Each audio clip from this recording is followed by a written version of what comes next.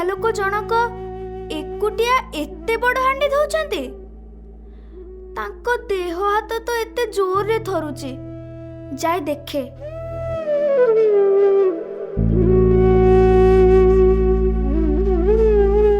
बाबा बाबा मु धरिची, छाड़ तमे। अरे तू किए बाप? मु जगुनी ए गाँर।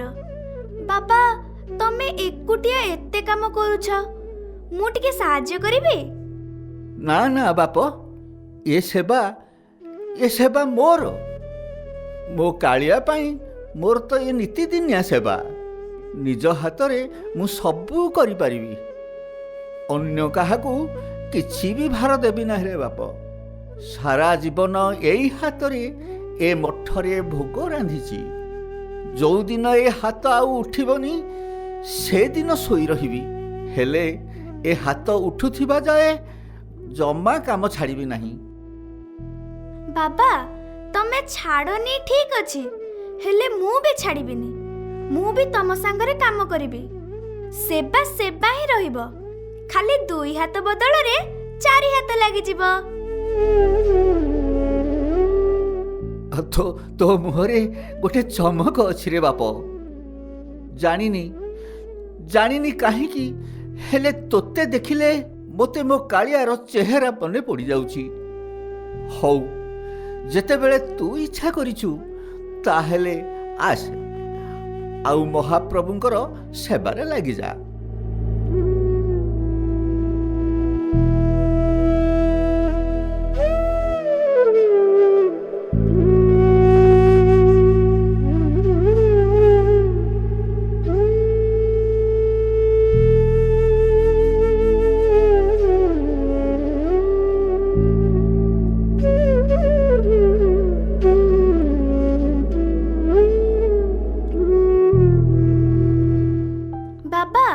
समस्ते खाई साइलेनी, तमे काहे खाइलोनी? धनरे मोर परा नियम अछि। जे पर्यंत ए मठरे गोटिए भी भोकिला अछि से पर्यंत मु खाइबी नाही रे धन। सबू खाई सारिले प्रसाद बळिले खाइबी, न बळिले न खाई रहिजिबी। एमिति भक्त मु केबे देखि नथिली। निजे न खाई अन्य को खुआउछंती, आउ सेथिरे तांको केते आनंद मिलुछि। धन्य धन्य तुम भक्ति बाबा।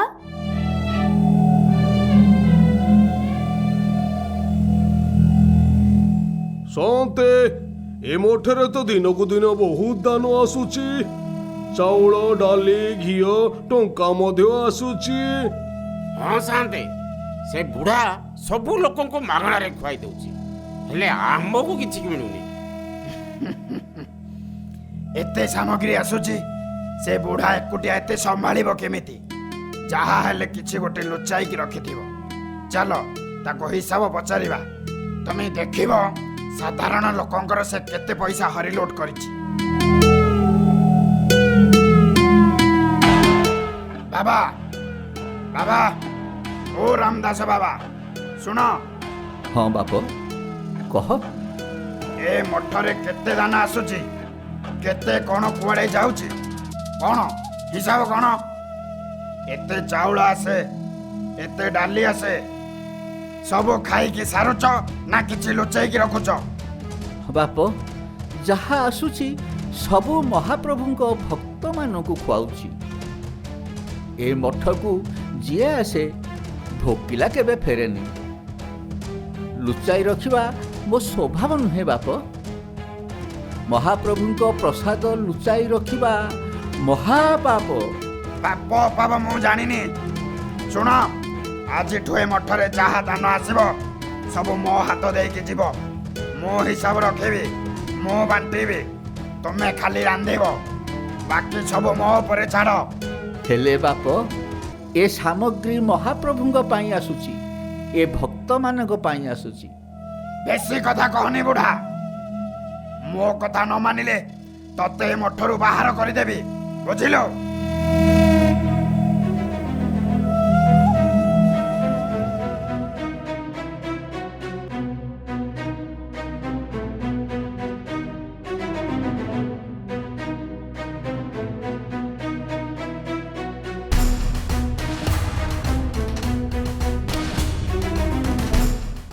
ଶାନ୍ତେ ଏଥିରେ ବହୁତ ଘିଅ ଅଛି, ବିକିଲେ ବହୁତ ଟଙ୍କା ହବ। ଚାଲ ଚାଲ ସବୁ ନେଇ ଚାଲ। କାଳିଆରେ ତୋ ଭକ୍ତମାନଙ୍କ ପାଇଁ ଭୋଗ ରାନ୍ଧିବି କେମିତି ରେ?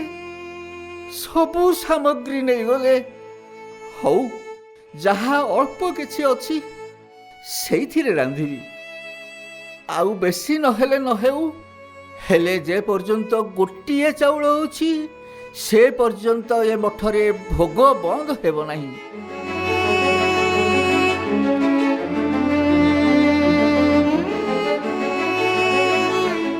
ବାବା, ତମର ଏ କି ଅବସ୍ଥା ହେଲା ବାବା?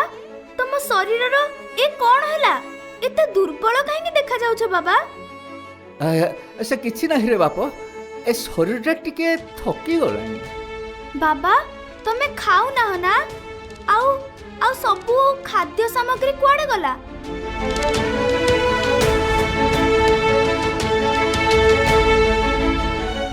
ଭଣ୍ଡାର ଘର ଖାଲି କାହିଁକି? ବାପ, ଏ ସାମଗ୍ରୀ ସବୁ ଛାଡ଼ ସେ କଥା। ଯାହା ଅଛି ସେତିକିରେ ଭୋଗ ହେଉଛି, ଆଉ ଭକ୍ତମାନେ ଖାଉଛନ୍ତି, ସେଇଟା ବଡ଼ କଥା। ଆଉ ତମେ ତମେ ଖାଉଛ କି ନାଇଁ ବାବା? ମୋ କାଳିଆ ଖୁଆଉଛନ୍ତି ବାପ। ସେଇ ଜଗନ୍ନାଥ ନାମ ହିଁ ମୋର ଅନ୍ନ, ସେ ଜଗନ୍ନାଥ ନାମ ହିଁ ମୋର ଜଳ। ବାବା, ତମେ ଜମା ବି ଖାଇନ ନା? ସେଇଟା ମୁଁ ଜାଣିପାରୁଛି। ଆଜିଠାରୁ ମୁଁ ପ୍ରତ୍ୟେକ ଦିନ ଆସିବି, ତମ ସାଙ୍ଗରେ ଭୋଗ ରାନ୍ଧିବି, ସଫା କରିବି ଏବଂ ତମକୁ ବି ଖୁଆଇବି। ନାଇଁ ବାପ, ମୋତେ ଖୁଆଇବା ଦରକାର ନାହିଁ। ଯଦି ସେବାରେ ସହଯୋଗ କରିବାର ଅଛି ତାହେଲେ ଆସ।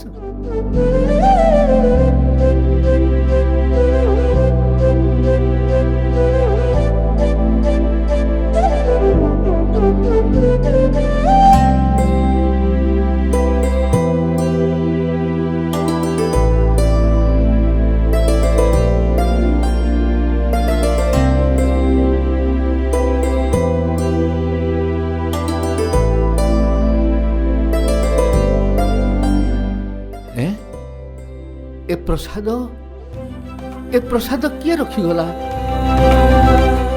ହୁଏତ ସେ ଜଗୁନି ରଖିକି ଯାଇଥିବ। ଏଡ଼ିକି ବକଟେ ପିଲା ସିନା, ହେଲେ ଭାରି ଆପଣାର। ସମସ୍ତଙ୍କ ମନ କଥା ବୁଝିପାରୁଛି। ମହାପ୍ରଭୁ ତାର ମଙ୍ଗଳ କରନ୍ତୁ।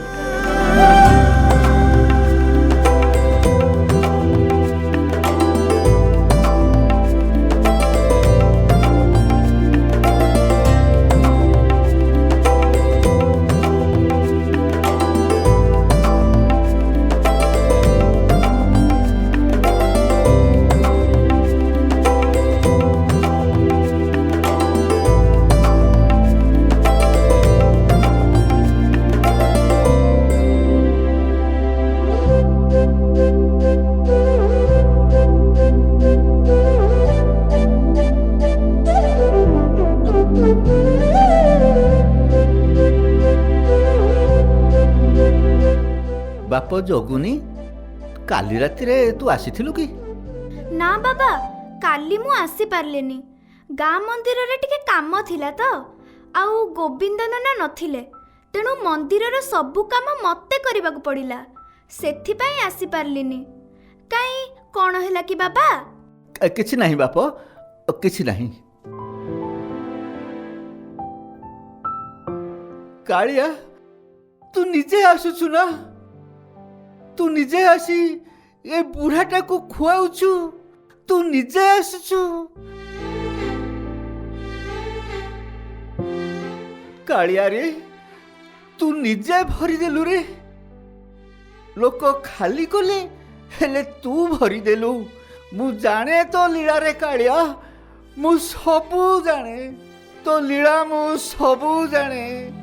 ଏ ବୁଢ଼ା, ତୁ ଏସବୁ ଲୁଚାଇ ରଖିଥିଲୁ ନା? ମୁଁ କହିଲି ନା, ଏସବୁ ମୋ ହାତ ଦେଇଯିବ। ତୁ ମୋ କଥା ମାନିଲୁ ନାହିଁ। ଆଜିଠୁ ତୁ ଏ ମଠରୁ ବାହାରି ଯା। ଏ ମଠରେ ତୋର ଆଉ ଟିକିଏ ବି ଜାଗା ନାହିଁ। ନାଇଁ ବାପ, ମୁଁ ଲୁଚାଇନି। ଏସବୁ ମହାପ୍ରଭୁ। ଚୁପ୍, ବାହାର ଏଠୁ। ଏବେ ବାହାର, ଏବେ ହିଁ ବାହାର। ବାବା ଏ କଣ ହଉଛି? ଛାଡ଼ ବାପ, ରାଗନି, ସେମାନଙ୍କ ଉପରେ ରାଗନି। ଏ ସବୁ ମୋ କାଳିଆର ଇଚ୍ଛା। ସେ ଯଦି ଚାହନ୍ତେ ମୋତେ ଏ ମଠରେ ରଖନ୍ତେ। ସିଏ ଯଦି ଚାହୁଁନାହାନ୍ତି ତାହେଲେ ଏଇ ବାହାରେ ବସିବି। ସେବା ତ ସେବାରେ ବାପ, ଭିତରୁ ହଉ ଅବା ବାହାରୁ ହେଉ, ଯେଉଁଠି ରହିଲେ ବି ମୁଁ କାଳିଆର ସେବା କରିପାରିବି।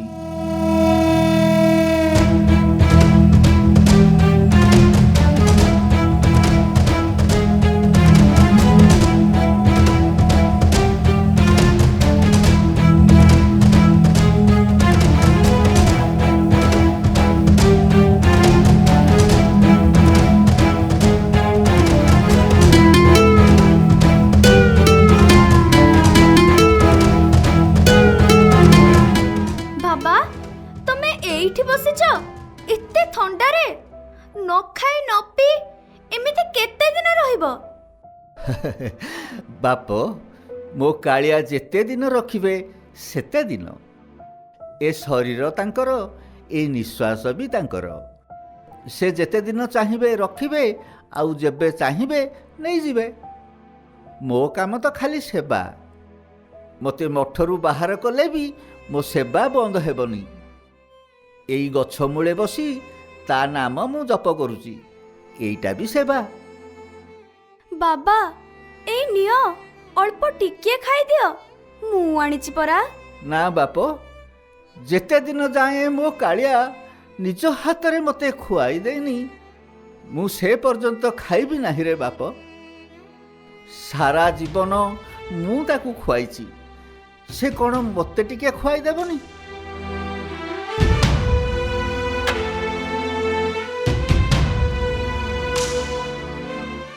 ବାବା, ଆଖି ଖୋଲ ବାବା।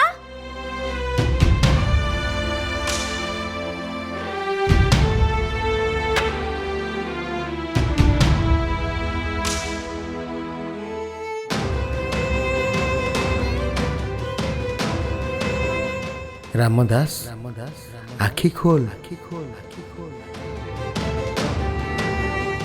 କାଳିଆ, ତୁ ଏଇ ପିଲା ଭିତରେ? ଖାଇଦେ ବାବା, ଇଏ ତ କାଳିଆ ହାତର ପ୍ରସାଦ।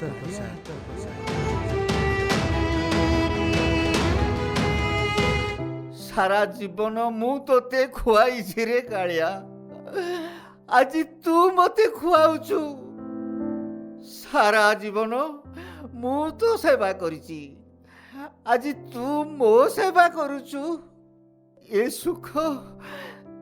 ସୁଖ ଆଜି ମୁଁ ଭାଷାରେ କହିପାରୁନି ରେ କାଳିଆ, ଭାଷାରେ କହିପାରୁନି।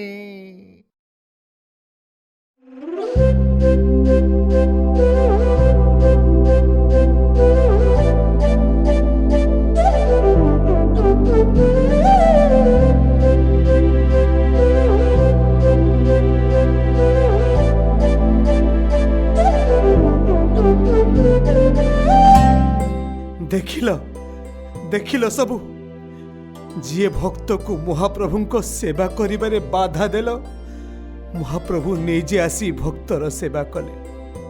ଯିଏ ପ୍ରସାଦ ଚୋରି କଲା, ତା ଘରେ ସବୁ ନଷ୍ଟ ହେଲା। ଆଉ ଯିଏ ପ୍ରସାଦ ବାଣ୍ଟିଲା, ତା ଭଣ୍ଡାର ଆପେ ଭରିଗଲା। ଏଇଟା ଜଗନ୍ନାଥଙ୍କ ନ୍ୟାୟ, ଏଇଟା ଚକା ଆଖିର ଦୂରଦୃଷ୍ଟି।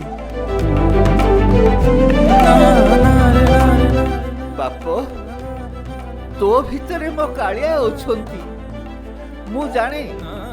ସେ ତୋ ଭିତରେ ଆସି ଏ ବୁଢ଼ାର ସେବା କଲେ, ଏ ବୁଢ଼ାଟାକୁ ନିଜ ହାତରେ ଖୁଆଇଲେ। ନା ବାବା, ମୁଁ ତ ଜଗୁନି, କେବଳ ଜଗୁନି, ହେଲେ ସେ ଜଗତର ନାଥ ଜଗନ୍ନାଥ।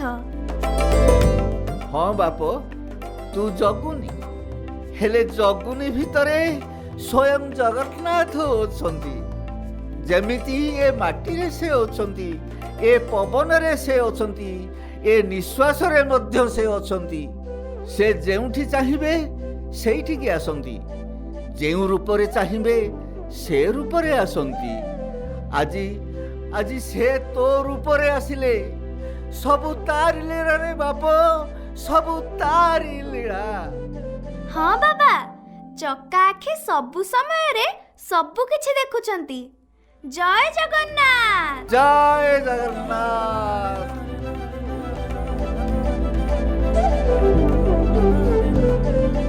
ନମସ୍କାର। ଆମ ଚ୍ୟାନେଲ ଜଗୁନିକୁ ଏତେ ମାତ୍ରାରେ ଭଲ ପାଇବା ଦେଇଥିବାରୁ ଧନ୍ୟବାଦ। ଆପଣମାନଙ୍କ ସହଯୋଗ ଏବଂ ଶୁଭକାମନା ପାଇଁ ଆମେ ମହାପ୍ରଭୁଙ୍କ ମହିମା ଆପଣଙ୍କ ନିକଟରେ ପହଞ୍ଚାଇ ପାରୁଛୁ। ଜଗୁନି ଚ୍ୟାନେଲକୁ ଅଧିକ ଲୋକଙ୍କ ପାଖକୁ ପହଞ୍ଚାଇବା ପାଇଁ ଏବଂ ଏହିଭଳି ସୁନ୍ଦର ସୁନ୍ଦର ଭିଡ଼ିଓ ଦେଖିବା ପାଇଁ ଆମ ଚ୍ୟାନେଲକୁ ଲାଇକ୍ ସେୟାର କରି ସବସ୍କ୍ରାଇବ୍ କରନ୍ତୁ। ହଁ, କମେଣ୍ଟରେ ନିଜର ମତାମତ ଦେବା ପାଇଁ ଜମା ଭୁଲିବେନି। ଜୟ ଜଗନ୍ନାଥ।